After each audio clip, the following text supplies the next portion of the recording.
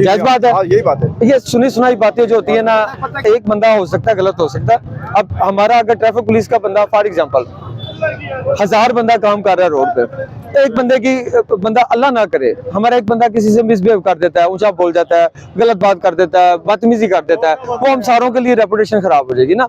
अब उस 99 बंदे का कसूर नहीं है उसमें। क्या ये बात जायज है चाचा? ये बिल्कुल। अब हम सारे नमाज इकट्ठी पढ़ रहे हैं एक मस्जिद में, एक बंदा बच्चा उसमें से कोई नमाज पढ़ते हुए शरारत कर देता है, वो 99 बंदे का कसूर नहीं है, एक बंदे का कसूर हो सकता है, वो गलत हो सकता है।